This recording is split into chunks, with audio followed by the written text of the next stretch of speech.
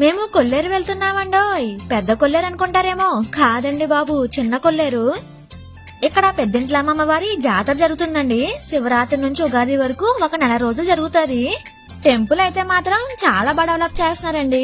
మేము వెళ్లిన రోజు క్రౌడ్ అయితే చాలా తక్కువ ఉంది.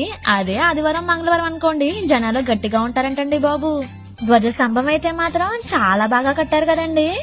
ఇక్కడ అమ్మవారు స్వయంభుగా వెలిసారంటండోయ్. ఒక ఫ్యామిలీ పెద్ద కొల్లేరులో నైవేద్యం పెట్టుకుని మిగిలినవి ఇక్కడ తీసుకొచ్చేసారంటండి. ఇక వాళ్ళతో పాటు అమ్మవారు కూడా ఇక్కడికి వచ్చేసారంట. అప్పుడు అమ్మవారు, నేను ఇంకా పెద్ద కొల్లేరు వెళ్ళను, ఇక్కడే గుడి కట్టండి అని చెప్పారంటండి. ఆ టైంలో ఊరి పరిస్థితి అంతేం బాలేదంటండి. అప్పుడు ఆ విగ్రహాన్ని పూరి గుడిసెలో పెట్టారంట. ఇంకా తర్వాత ఏమో అండి, ఊరి డెవలప్ అయిపోయింది. ఇంకా ఆ ప్లేస్ లోనే గుడి కడదాం అనుకున్నారంటండి.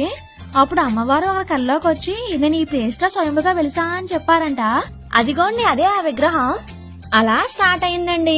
చివరికి ఇంతలా డెవలప్ చేస్తూ వచ్చారండోయ్. తీర్థానికి వచ్చి షాపులు చూడకుండా వెళ్తే అసలు కరెక్ట్ కాదండి బాబు.